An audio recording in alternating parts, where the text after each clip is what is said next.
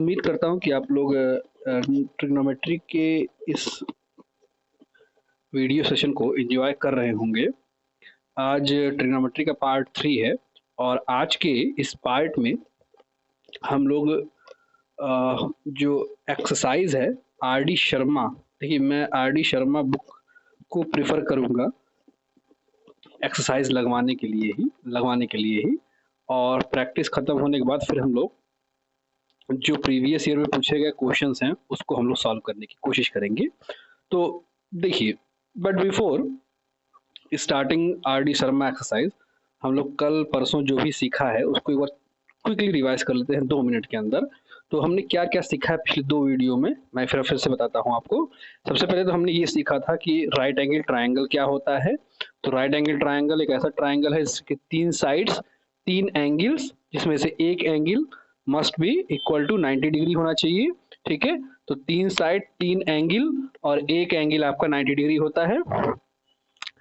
किसी एक एंगल को हम बेस एंगल मानते हैं और दूसरा एंगल क्या बन जाता है आपका कॉम्प्लीमेंट एंगल बन जाता है। ठीक है, उसके बाद जो तीनों साइड्स हैं उनके रेशियोज को लेके हम लोग अलग अलग ट्रिग्नोमेट्रिकल रेशियो, जिसको कि हम टी रेशियो भी कहते हैं, उसको डिफाइन करते हैं। तो perpendicular upon hypotenuse sine theta, base upon hypotenuse cos theta, और ऐसे करते हुए हमने कुल 6 टाइप के ट्रिग्नोमेट्रिकल रेशियोज को डिफाइन किया था। एंड देन उसके बाद हमने अलग अलग कैटेगरीज के फॉर्मूले इजाद किए थे जो कि आपके क्लास 10 सीबीएसई के लिए थे। तो ये तो टाइप 1 था फॉर्मूला। फिर टाइप 2 फॉर्मूले में हमने 3 रिलेशन देखा था कि साइन थीटा जो होता है 1 upon cosec theta, cos theta जो होता है 1 अपॉन सेक थीटा, और टेन थीटा जो होता है 1 अपॉन कॉट थीटा के बराबर होता है। ठीक है, और इसी का यूज करते हुए हमने टाइप 3 के फॉर्मूले को भी बनाया था जिसमें हमने दोनों फंक्शन को आपस में मल्टीप्लाई कर दिया था। तो मिल गया था मुझे sine theta into cosec theta 1, cos theta into sec theta is equal to 1 and tan theta into cot theta is equal to 1। और अगर आपको याद हो तो इसको हम लोग क्या बोलते थे, तो इसको हम लोग कहते थे मल्टीप्लिकेटिव आइडेंटिटी। ठीक है, एंड देन उसके बाद हमने एडिटिव आइडेंटिटी के 3 फॉर्मूले सीखे थे, जिसमें सबसे ज़्यादा यूज होने वाला जो आपका एडिटिव आइडेंटिटी है वो है आपका sine square theta plus cos square theta is equal to 1। फिर cos square theta minus cosec square theta minus cot square theta is equal to 1, और फिर sec square theta minus tan square theta is equal to 1। मैंने आपको ये दोनों चीज़ें homework में भी दी थी, अगर आप सीरियसली पढ़ रहे होंगे तो आपने इसको किया ज़रूर होगा। ठीक है, एंड देन लास्ट में मैंने टाइप 5 टाइप के फॉर्मूले बताए थे, जिसमें एक कॉम्प्लीमेंट्री एंगल था और दूसरा बेस एंगल के रिलेशन था। तो क्या था आपका साइन 90 माइनस थीटा जो कॉस थीटा था, tan 90 minus theta cot theta था, और sec 90 minus theta cosec theta था। तो इतनी बातें हमने लास्ट 2 वीडियोस में समझी हैं विथ प्रूफ विथ एक्सप्लेनेशन, कहीं कोई रटने वाली बात नहीं थी। और एक छोटी सी चीज और भी सीखी है। क्या सीखा था भाई हमने कि जो परपेंडिकुलर का स्क्वायर होता है प्लस जो बेस का स्क्वायर होता है वो हमेशा हाइपोटेनियस के स्क्वायर के बराबर होता है, और इसको भी हमने काफी अच्छी तरह से प्रूफ किया हुआ था। ठीक है, तो ये इतनी बातें हमने सीखी थी। इतनी चीजों को समझने के बाद देखिए, चूंकि आजकल फैक्ट चेक का जमाना है, तो मैं भी आपको ट्रिग्नोमेट्री के एक्सरसाइजेस स्टार्ट करने से पहले 2-3 बातें या फैक्ट कहिए उसको मैं बताना जरूर चाहूंगा। तो सबसे पहला फैक्ट यही है कि देखिए जो साइन थीटा होता है ना, यानी कि साइन के साथ जो एंगल लगा होता है उसको पढ़ते कैसे हैं। तो साइन थीटा का जो जो पूरा नाम है, ये तो खैर एब्रिविएशन है या शॉर्टकट है। तो साइन थीटा का जो पूरा नाम होता है वो होता है साइन ऑफ एंगल थीटा। चाहे कॉस थीटा लगा हो तो क्या बोलेंगे, कॉस ऑफ एंगल थीटा। ऐसे ही थीटा की जगह 90 माइनस थीटा हो तो साइन 90 माइनस थीटा का पूरा नाम क्या होगा, sine of angle 90 minus theta. या टेन 90 माइनस थीटा लिखा हो तो हम क्या कहेंगे, tan of angle 90 minus theta. ठीक है, तो ये तो पहली बात थी। दूसरी जो सबसे कंफ्यूजिंग पार्ट होता है अक्सर न्यूमेरिकल लगाते समय या एक्सरसाइज करते समय, वो ये होता है, इस चीज को देखिए ध्यान से। यहाँ पे मैंने एक एग्जाम्पल लिख रखा है, वो ये है कि sine square theta is equal to होता है साइन थीटा के होल स्क्वायर के। ये दोनों सेम होते हैं, लेकिन अगर कहीं आपको ये देखने को मिल जाए कि साइन थीटा का स्क्वायर तो याद रखिएगा साइन थीटा का स्क्वायर साइन स्क्वायर थीटा या साइन थीटा के होल स्क्वायर के बराबर नहीं होता, ये एक अलग चीज है और ये दोनों चीज अलग है। तो इसको एग्जांपल से आप समझ सकते हैं, मैंने इसको समझाया भी है कि देखिए साइन स्क्वायर थीटा का मतलब क्या होता है, या साइन थीटा का होल स्क्वायर जो होता है उसका मतलब होता है साइन थीटा को मल्टीप्लाई करिए साइन थीटा में, ठीक है। या इसकी जगह कुछ भी हो, साइन कॉस टेन कुछ भी हो, मतलब मैं समझाना चाह रहा हूँ कि अगर साइन स्क्वायर थीटा लिखा हुआ है या कॉस स्क्वायर थीटा लिखा हुआ है, इसका मतलब क्या होता है कि sign theta into sine theta, ठीक है। या साइन थीटा का होल स्क्वायर लिखा हुआ है तो उसका भी मतलब होता है कि sign theta into sine theta. लेकिन अगर लिखा हो साइन थीटा का स्क्वायर तो इसका मतलब होता है कि साइन तो एक ही बार रहेगा, उसके अंदर जो थीटा है वो दो बार आपस में मल्टीप्लाई होंगे। बात समझ आ रही है आपको? तो ये चीजें जब आगे एक्सरसाइजेस आप लगाएंगे ना तो वहां पे ये बड़ा आपका ये कॉन्सेप्ट बड़ा काम करेगा। तीसरा जो एक फैक्ट है वो ये है कि जो भी हम ट्रिग्नोमेट्री रेशियो पढ़ते हैं, sine cos tan cot sec cosec, ये जो पांचों छह वो चीजें पढ़ते हैं, एक्चुअली में ये तब तक ही वैलिड है जब तक कि जो ये एंगल थीटा है या ये एंगल 90 माइनस थीटा है, ये जब तक कि एक्यूट एंगल है, मतलब कि जब तक कि वो एंगल 90 से कम है तब तक के लिए ही वैलिड है, अदरवाइज वैलिड नहीं होंगी। मेरी बात समझ आ रही है आपको? तो देखिए यहाँ पे मैंने लिख भी रखा हुआ है कि all t ratios valid only when the reference angle is acute। तो रेफरेंस एंगल याद है ना आपको कि जहां से हम परपेंडिकुलर और बेस या हाइपोटेन्यूज को डिनोट करते हैं जिसके बिहाफ पे, उसी को तो हम रेफरेंस एंगल बोलते हैं। और रेफरेंस एंगल जब तक 90 डिग्री से कम है तब तक ये टी रेशियोज के कॉन्सेप्ट आपके सही होंगे, अदरवाइज चीजें सही नहीं होंगी। तो आई होप कि आपको ये इतनी बातें 5 मिनट के अंदर समझ में तो आ ही गई होंगी। तो आई थिंक 5 नहीं 7 मिनट हो गए, 2 मिनट मैंने ज़्यादा ले लिया, बट ठीक है।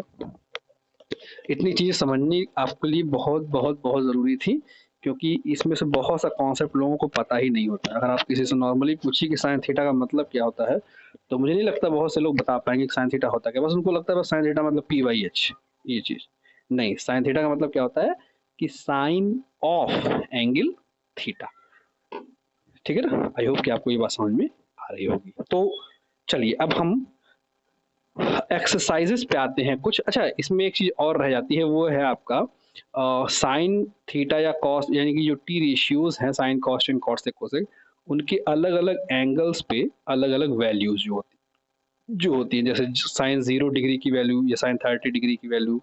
तो मैं एक काम करता हूँ, पहले आपको ये जो फॉर्मूले हमने इतना सीखा हुआ है, खास करके ये पार्ट और ये सब पार्ट, ठीक है ना, ये इसको तो मैं छोड़ दे रहा हूँ अभी। पहले ये और ये इन दोनों पार्ट पे रिलेटेड जो न्यूमेरिकल्स हमारे सामने हैं, आर डी शर्मा का एक्सरसाइज 10.1, मैं उनको सॉल्व कराता हूँ। उसमें कुछ अच्छे एग्जांपल्स भी हैं और एक्सरसाइजेस भी हैं, तो हो सकता है 1 या 2 पार्ट में मैं ये आर डी शर्मा का एक्सरसाइज करवाऊँ, और आपको मैं खुद रिकमेंड करूंगा कि आप उसको लगाइए।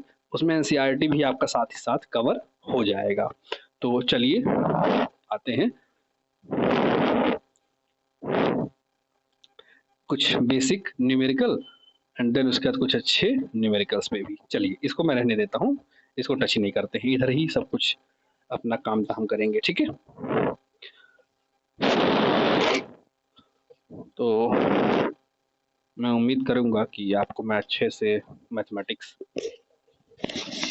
क्लास 10th की ट्रिग्नोमेट्री समझा पाऊँ। तो मैं सारे क्वेश्चंस तो नहीं लगाऊंगा, कुछ बेसिक क्वेश्चन कुछ आप लगाएंगे कुछ मैं लगाऊंगा, ठीक है।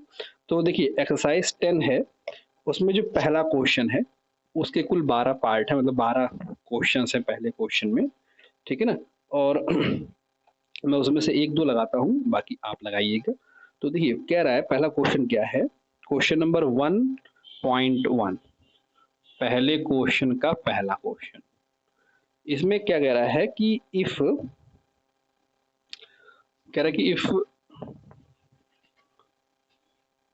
Sine theta is equal to 2/3, तो आपको cos theta tan theta cot sec और कोसेक थीटा निकालना है। चलिए कैसे करेंगे जरा समझिएगा। तो मैं एक समझाऊंगा आपको, आई थिंक सारा समझ में आ जाएगा। तो देखिए सबसे पहली बात तो साइन थीटा क्या होता है। तो हम जानते हैं कि साइन जब भी होगा, जब भी साइन लिखा होगा इसका मतलब होता है परपेंडिकुलर अपॉन हाइपोटेनियस। ठीक है, यहाँ चाहे थीटा लिखा हो चाहे बीटा लिखा हो कोई फर्क नहीं पड़ता, अगर साइन है तो इसका मतलब परपेंडिकुलर अपॉन हाइपोटेनियस ही होगा। अच्छा, तो यहाँ पे क्या लिखा हुआ है, साइन थीटा इक्वल टू 2/3, यानी कि यहाँ से हम कह सकते हैं कि चूंकि साइन थीटा दोनों में है तो हम यहाँ से लिख सकते हैं कि 2/3। ठीक है, ये इतनी बात तो समझ में आई रही होगी आपको। अब अगर आप ध्यान दीजिए तो आप साफ साफ देख सकते हैं कि P की वैल्यू, परपेंडिकुलर की वैल्यू आपकी 2 मिल रही है और हाइपोटेनियस की वैल्यू आपको 3 मिल रही है। तो यहाँ से अब देखिए, मैंने भी बताया कि जो साइन थीटा या कॉस थीटा होता है वो हमेशा हम किसके लिए पढ़ते हैं, नॉर्मली राइट एंगल ट्राइंगल के लिए। तो यहाँ भी जो चीज़ मिलेगी, और हाइपोटेनियस और परपेंडिकुलर मिलता किस में है, राइट एंगल ट्राइंगल में ही। तो इस तरह से मैं एक राइट एंगल ट्राइंगल बना लूँ अपने समझने के लिए। चूंकि देखिए एंगल एक तो आपका 90 डिग्री हो जाएगा, कोई मैटर, कोई मतलब ही नहीं है। एक एंगल आपका थीटा कहीं ना कहीं होगा, चाहे इधर मानिए आप चाहे इधर मानिए, कहीं भी मानिए कोई फर्क नहीं पड़ता। अब देखिए, जिधर मैंने थीटा लिया हुआ है उसी के लिए तो बात कर रहे हैं, यानी थीटा मेरा क्या बन जाएगा आपका, रेफरेंस एंगल। तो रेफरेंस एंगल के सामने वाला क्या होता है, परपेंडिकुलर। 90 के सामने वाला क्या होता है आपका, हाइपोटेनियस, और जो बचा होता है वो बेस होता है। ठीक है ना। तो क्वेश्चन के अकॉर्डिंग परपेंडिकुलर की वैल्यू कितनी दी हुई है, 2, हाइपोटेनियस की वैल्यू कितनी दी हुई है, 3। तो आप पाइथागोरस थ्योरम का यूज करके, पाइथागोरस थ्योरम क्या कहता है, H square is equal to B square plus P square, इसका अगर आप यूज करें तो आप इस b की वैल्यू निकाल सकते हैं। तो h की वैल्यू कितनी है, 3, 3 का स्क्वायर 9, b की वैल्यू पता नहीं है तो b स्क्वायर रहने देते हैं, प्लस p की वैल्यू कितनी है 2, 2 का स्क्वायर 4, यानी b स्क्वायर कितना मिल जाएगा मुझे, तो 9 और प्लस 4, सॉरी 9, 9 माइनस 4 कितना हो जाएगा आपका, तो 5। ठीक है, यानी b की वैल्यू आपको कितनी मिल जाएगी, आपको √5। यहाँ तक तो आपको समझ में आ गया, यानी बेस की वैल्यू कितनी है आपकी, √5। ठीक है, तो बस अब आपको कुछ नहीं करना है। अब क्या करना था, बाकी सारे के सारे ट्रिग्नोमेट्रिक रेशियो निकालने थे। देखिए साइन थीटा की वैल्यू, साइन थीटा की वैल्यू कितनी दी हुई है क्वेश्चन में, 2/3। कॉस थीटा की वैल्यू कितनी हो जाएगी, तो कॉस थीटा क्या होता है, बेस अपॉन हाइपोटेनियस। बेस की वैल्यू कितनी निकाली है आपने, √5, तो बेस अपॉन हाइपोटेनियस, हाइपोटेनियस मतलब 3। ऐसे ही कितना है आपका, टेन थीटा, टेन थीटा क्या होता है, परपेंडिकुलर अपॉन बेस। तो परपेंडिकुलर की वैल्यू कितनी है, 2 अपॉन बेस की वैल्यू कितनी है, √5। ठीक, तो ऐसे करते हुए आप छह ट्रिग्नोमेट्रिकल रेशियोज को आप लोग लिख सकते हैं। आई होप कि आपको ये छोटा सा क्वेश्चन तो समझ में आया ही होगा। ठीक है, चलिए एक और क्वेश्चन लेते हैं इसी पे। इसमें कह रहा है कि सारी बातें तो, क्वेश्चन तो आपके सेम ही है। इसमें कह रहा है, इसी का पार्ट 2 है पहले क्वेश्चन का। मैं क्वेश्चन नंबर पार्ट नंबर 11वां लगा रहा हूँ। ठीक है, देखिए बाकी जो बीच के हैं ना, सेकेंड थर्ड क्वेश्चन सब एक ही है। कह रहा है कि अगर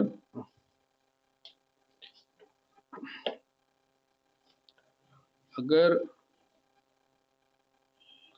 cosec theta is equal to √10 हो तो सारे ट्रिग्नोमेट्रिकल रेशियोज की वैल्यू निकालिए। तो ये देखिए ट्रिग्नोमेट्रिकल रेशियोज निकालने का मतलब यही है कि आपको परपेंडिकुलर बेस और हाइपोटेनियस की वैल्यू पता होनी ही चाहिए।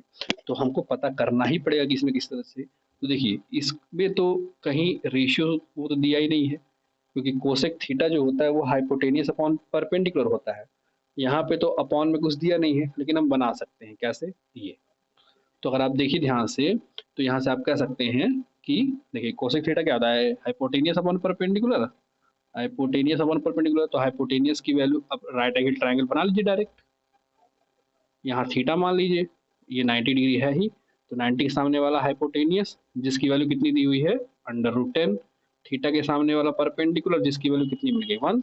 अब हम बेस की वैल्यू निकाल सकते हैं कैसे, तो हाइपोटेनियस का स्क्वायर, तो हाइपोटेनियस का स्क्वायर करेंगे तो 10 इज इक्वल टू बेस का स्क्वायर प्लस परपेंडिकुलर का स्क्वायर। तो परपेंडिकुलर का स्क्वायर करेंगे तो 1 का स्क्वायर 1, यानी बी स्क्वायर कितना आ जाएगा आपका 10 माइनस 9। तो b की वैल्यू कितनी हो जाएगी आपकी, +-9। अच्छा आप मुझे बताइए बी की तो दो वैल्यू आ रही है, एक +9 एक -9, तो कौन सा सही होगा भाई? नाम कोई लेंथ माइनस में थोड़ी ना होगा, लेंथ हमेशा कैसा होगा? प्लस में ही होगा। तो यानी कि बी की वैल्यू कितनी हो जाएगी आपकी? +9। बात समझ आ रहा है?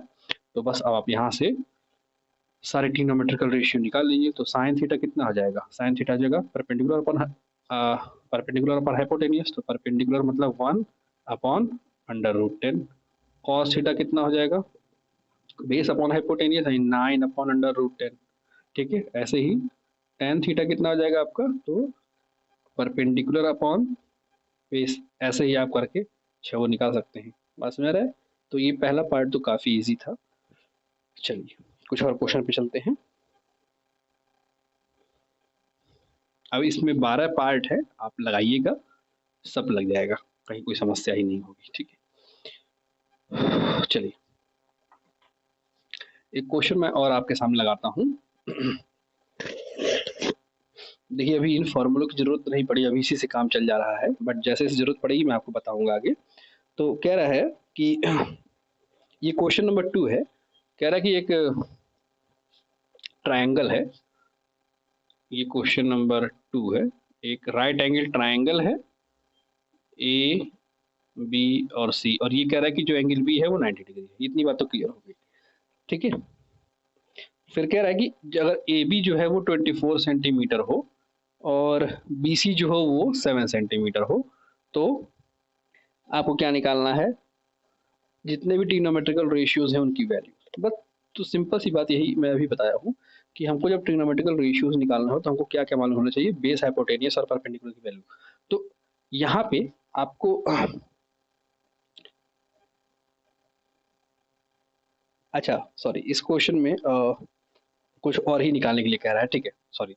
तो ये आपको क्वेश्चन दिया हुआ है। अब इसमें क्वेश्चन में कह रहा है कि फाइंड द वैल्यू ऑफ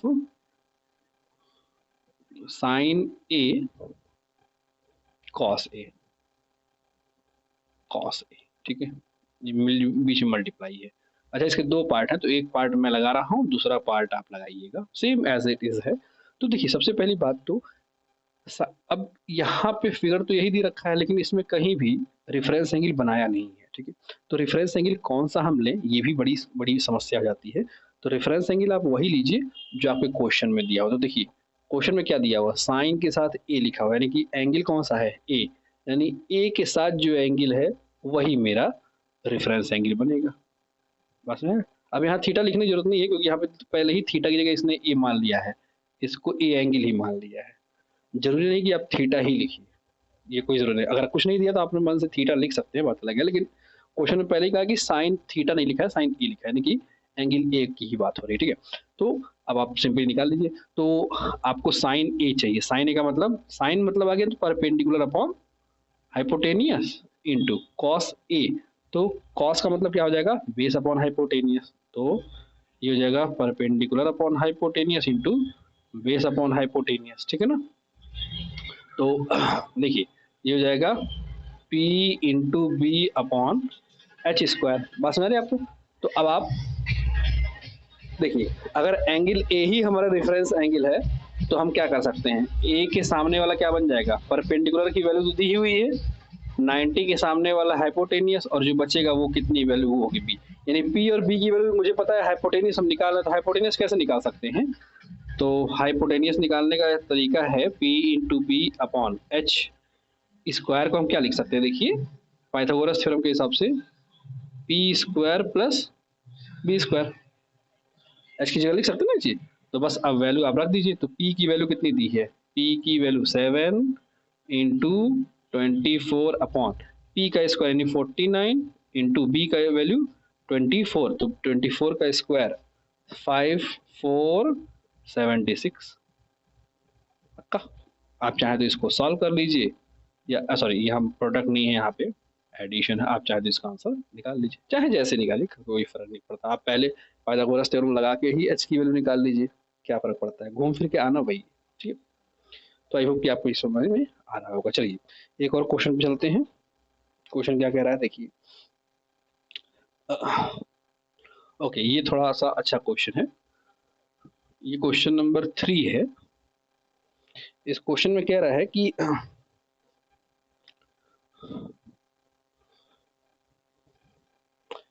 एक ट्रायंगल दिया हुआ है, ठीक है ना, ये क्वेश्चन नंबर 3 है, जिसमें एक राइट एंगल ट्रायंगल दिया हुआ है और कह रहा है कि ये 90 डिग्री है, इसकी वैल्यू 10 है, इसकी वैल्यू 12 है, ठीक है।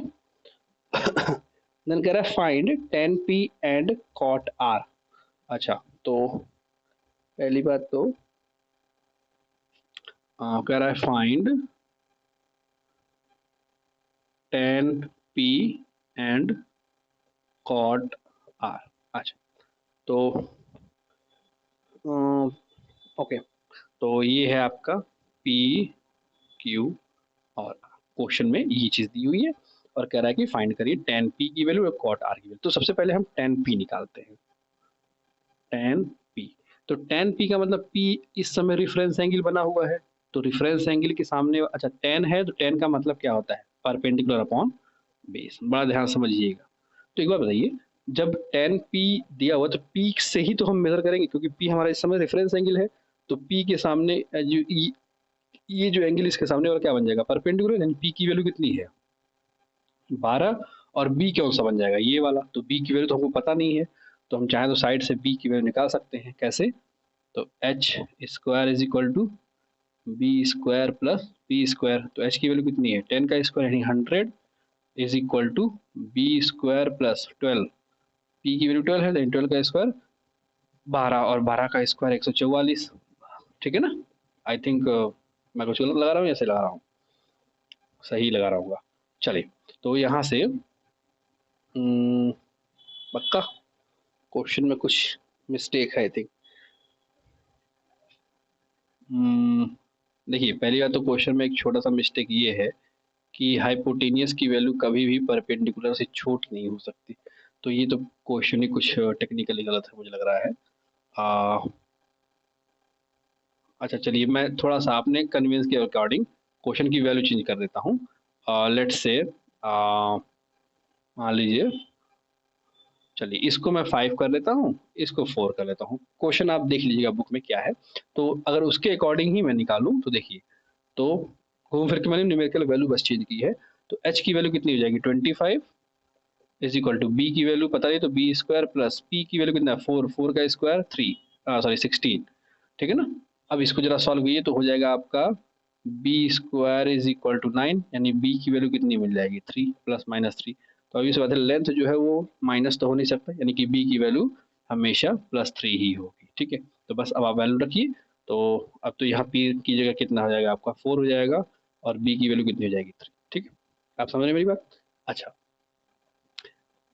ओके, अब क्या करें कि कॉट आर भी निकालना है, तो कॉट आर जो हो जाएगा, देखिए आप यहाँ पे एंगल क्या लिया है, रेफरेंस एंगल क्या ले लिया है, आर ले लिया है, यानी कि अब हमको यहाँ से कुछ नहीं चेक करना है, हमको यहाँ से देखना है सब कुछ यहाँ से।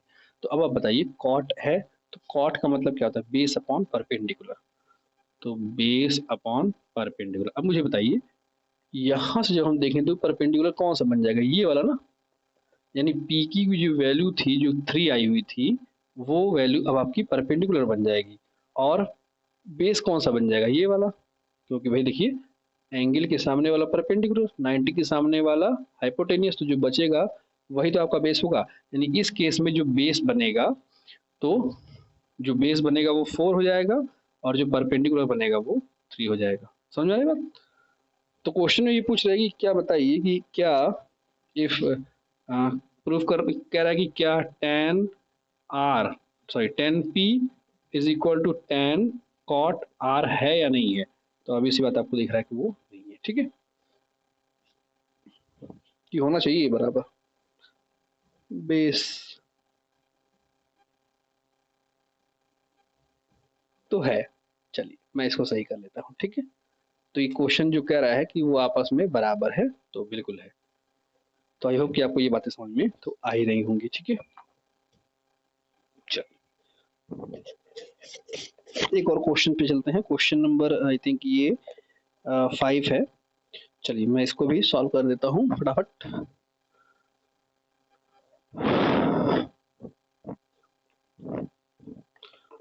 देखिए ये क्या कह रहा है,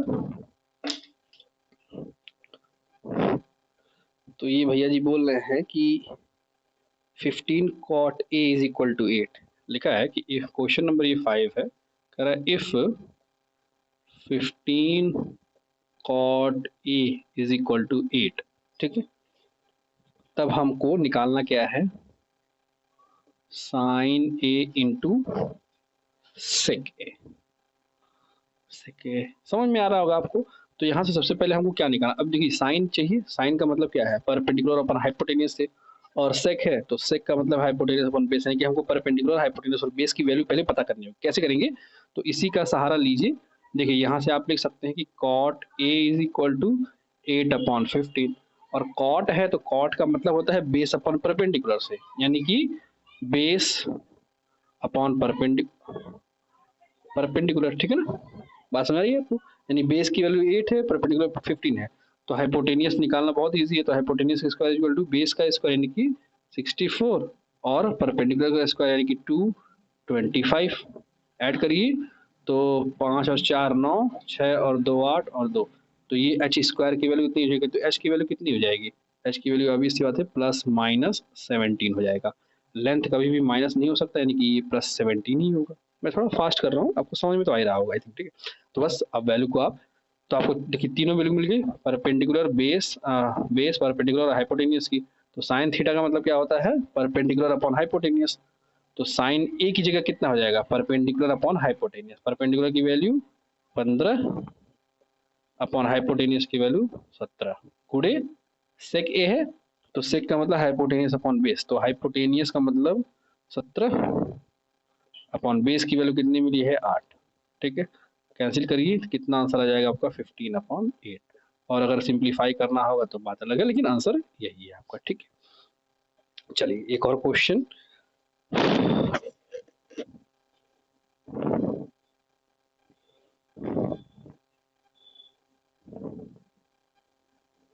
देखिए ये क्वेश्चन क्या कह रहा है,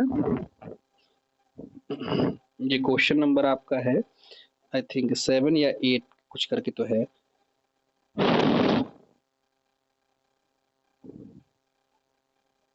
तो कह रहा है कि if cot theta is equal to 7/8,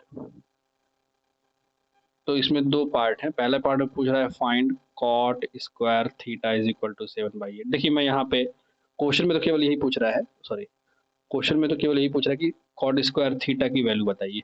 मैं यहाँ पे दोनों चीज बताता हूँ, कॉट थीटा का स्क्वायर बताइए कितना होगा, ठीक है।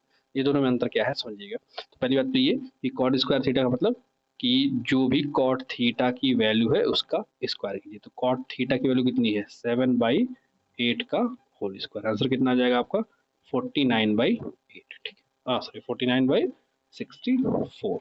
लेकिन यहाँ पे क्या कर रहा है कि देखिए यहाँ पे आप नहीं लिख सकते, यहाँ पे लिख रहा है कॉट थीटा इंटू थीटा, आपको वैल्यू कितनी दी है केवल कॉट थीटा की, तो यहाँ पे थीटा इंटू थीटा, तो आपको थीटा अगर पता होता तो उसका प्रोडक्ट करते, तो ये आंसर कभी मैच नहीं करेगा, ठीक है ना। आप समझ रहे हैं मेरी बात, जब आगे कभी न्यूमेरिकल वैल्यूज यहाँ सॉरी यहाँ पे एंगल अगर एग्जैक्ट लिखा होगा तो मैं आपको आंसर में डिफरेंस करके भी दिखाऊंगा कैसे चीजें होती हैं, बट यहाँ आपको समझ में आ रहा होगा। ओके, नेक्स्ट क्वेश्चन क्या कह रहा है,